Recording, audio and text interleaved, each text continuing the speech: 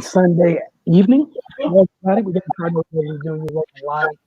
Wilson, Thursday. Welcome to Mr. Outlook. Next travel to Atlanta to take on the Atlanta Dream. Atlanta beat Washington 101-78. Washington got off to a good start. Things changed in the second quarter, and things continue to go the Dream's way in the second half. Led the Dream to a big win, like we mentioned. Cardell, let you start off this one. Just initial thoughts on this afternoon's game. We can start with Odyssey Sounds. She was a spark. When they were down, she came in the second quarter. She played some outstanding defense, and that fed her offense. And I think she had 11 points in the period, and that blew the game open. And once she got going, obviously, Tiffany Hayes she was already on a mission. Like she's been all season. And then Courtney Williams, she don't need much. She always confident. And then the floodgates is open with this Mystics team.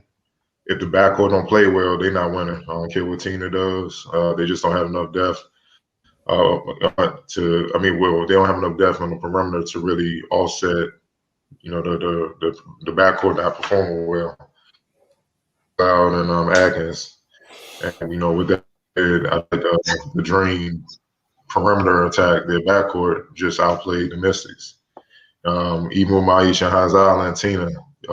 Atlanta has multiple bays they can keep throwing at them to keep them honest, you know what I mean? Just keep them just keep them at bay. You see what I'm saying? And obviously without the guard players, it's harder for them to get going. Then they have to, do more. But just the Dream of perimeter attack just overwhelmed the Mystics. And then the turnovers. The Mystics ain't do themselves no favors turnovers.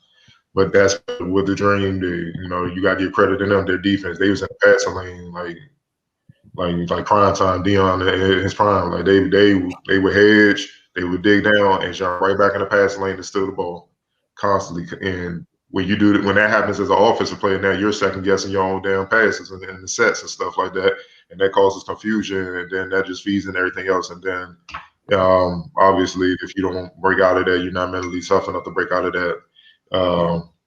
It gets tough like it did, but this is just the Dreams game. We can overanalyze all we want, but they set the tone in the second quarter. They put their foot on the Mystics' neck and they ain't let up until the game was over. And they started with Odyssey Sims, and then Tiffany Hayes, Courtney Williams got involved, and it was just a wrap after that. Right. Yeah, man. Once Atlanta got settled in, it was over. Cardell brought up the defensive pressure, man. They seemed like they had 10 people out there. The Mystics, they couldn't move the ball effectively. They was they was doubling down on the post, made life difficult for basically everybody on the court. And on top of the turnovers, the Mystics again put them on the free throw line a lot. So on top of Atlanta's high shooting, it seemed like the Mystics' game plan was to concede, jumpers to clog the lane to prevent them from driving, but Atlanta was hitting, and it was a wrap. The Mystics never adjusted, and they got to a point where it wouldn't have mattered anyway. That basket was so big for the Dream. Everything they was putting up was going in, and they executed perfectly on both ends of the court. They were tougher. They were quicker to lose balls. They just had more energy from jump. Outside of the first couple minutes where the Mystics just kind of jumped out on them. Once things started going Atlanta's way, Washington just couldn't recover. They kind of took a couple steps back this game. They kind of started to build up some consistency, string a couple of good performances together. But this looked like the Mystics team from the first couple games of the season, where they were just kind of out there just trying to figure each other out. Once things start going downhill, they just couldn't recover, man. It was just one of those games, credit Atlanta. They were coming off a tough loss, and they hadn't been shooting it well. And once they saw that was the Mystics' plan, they were determined to make them pay, and they did. So yeah, man, hats off to them. They played a great game. As far as Washington, I mean, Cardell, you laid it out, man. The the backcourt kind of dictates what they do. You know, and their defense as a whole dictates what they do. You know, we've been talking about it. This is a team that's going to have to win gritty and grimy games. You know, they're not going to run people out the gym and just light the scoreboard up. You know, they have the ability to do that, but their bread and butter is going to have to be, you know, being disciplined and being tough defensively, and then letting that fuel everything else. You know, they weren't able to get stops this game. They weren't good on the glass. You know, they just kind of didn't check off enough boxes, and you know, the weight got too heavy to bear, and they just ultimately collapsed. So yeah, man, they shake this one off, get ready for the next one. But yeah, this is a tough one today. Atlanta took it to them. Yeah, like you guys mentioned, they don't have the margin for error to turn the ball over at the clip they were turning it over today. They just don't. I think it was a graphic they had on the broadcast not early, but like maybe with a minute or two left in the first half.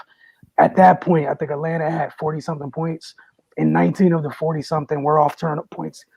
19 of those points came off turnovers, and that was before that third quarter run. You know, that third quarter run, you know, it almost doubled the size of the run to close the first half, and they just can't afford to do it. They get a couple days to think about it, and they'll be hosting the same team that did what they did tonight. Come Thursday night, they host the Dream. They have to take care of the ball. It's that simple. And like Cardell mentioned, the Dream are one of those teams where we know Tina and Maisha have given front court trouble. The Dream just have a litany of people they can run through there that are all with size, length, and athleticism. You know, former Mr. Tiana Hawkins, she came off the bench and I think she had 10 tonight for them. She joined clearly motivated. Clearly motivated.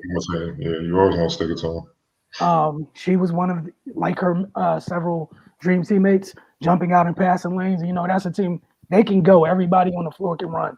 And they were unforced turnovers. They were the turnovers. We saw turnovers manifest in all different types of ways by Washington. I can imagine that film session's good, what that's going to go like.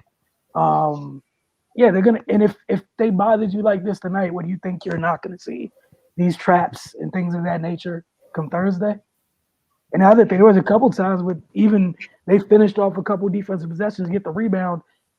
A couple of the guards or a big takes a swipe at the ball's loose, they get easy points. They lived off it. They scrapped and earned it tonight. Like you both said, credit to Atlanta for the job they did tonight. And it was without Kennedy Carter, you know what I mean? So but the thing the Mystics got, I mean, they got to see what's up with Cloud's hips. I saw her icing it, you know, on the bench when they, you know, I guess the ball thought the game was over, kind of getting her head started on some rest. They got to get her healthy. But, you know, as we seen on the fella side in the playoffs, you know, the role players don't play the same when they hit the road. So that's something that, as the Mystics saw today, you know what I mean? So that's something that they got in their back pocket come Thursday when Atlanta come. But, yeah, they got to get we got to get Cloud healthy. And even before, you know, her hurt kind of got to her, she had to sit. Like I said, that she played 25 minutes 1-for-1. That ain't going to do it. You know, not against dogs like this on the perimeter. They just going to be like, all right, it's 4-on-5. We know you ain't trying to shoot. And that's why they were playing the passing lanes like they did. You know, they scouted them well. And I know Tiana gave them a couple gems to help them out as well, you know, as she should. But, yeah, that to me, like I said, you know, I know she's hurt, whatever, but when Cloud is not aggressive, it's tough. You know, it's really tough. And they don't have the weapons like that, you know what I'm saying, where it's just everybody spread out. You know, you got Meesman, you got Deladon, you got all these shooters around where you don't have to be aggressive because they're so scared to lead. Now it's 1-on-1. You know, she going to put some shots up and keep the defense honest. Otherwise, they always just play the passing lane and stay with their man. It's counterproductive. But meanwhile, she got to get healthy because she's going to strap as well, do what she need to do. So hopefully it was just some, you know, all right, this game over, we're going to get ready for the next one. Hopefully it's more like that than something that's lingering, you know, because it's been on the report for a while. For sure, because that's definitely something they can't afford at this point at all, to lose her extended period of time. But did you guys have anything else you want to add again? I mean, kind of what we talked about today kind of leads into Thursday anyways, because it's going to be the same opponent. Just want to ask you guys if you had any additional thoughts looking ahead to Thursday before we close out? No, they just they don't turn the ball over. You know, you feed in their offense. You helping them get in rhythm. They get more possessions to get a crack at the run. You know, and eventually and especially layups and with pros, man, layups that what they tell you, if your jumper off, get closer to the basket. So once you score a few layups and stuff, you score easy buckets and all that. Now you confident. Anybody that scored know that once it's addictive. Once you score, you trying to get the next one. Mm-hmm. You know what I mean? And you get a rhythm. Now it's just like, all right, let's put them up. You know what I'm saying? And once that happens, any team can beat you because you can't give pros opportunities to beat you, man. I don't care what sport it is. It's just not. It's gonna be hell. You know, it's hard. You put yourself in an unnecessary hole, man. Make them earn it. If they're gonna beat you, make them earn it. Don't help them beat you. And I just feel like that's what the Mystics did tonight. Not for sure. And I think that Dream ended up shooting franchise high 51% from the floor for the game. But watching the game, much of it came from their defense starting stuff because to start the game, they were struggling to score in the half court. But turnovers, easy looks. Next thing you know, a couple layups, couple free throws. Now you're in rhythm, knocking down open jumpers. Now it's a party, and multiple people. We're having a good time out there, knocking down open shots in that second half. As a reminder, you guys always get over to oohsandahs.com. Get over to thefocustv.com as well. We will see you guys Tuesday night for the Focus TV. And then obviously Thursday for Mystics Outlook. And just follow us on all of your social media mediums. As always, you never know what we got going on. You guys have a great evening. For Raymond, Cardell, and myself, you guys have a good night.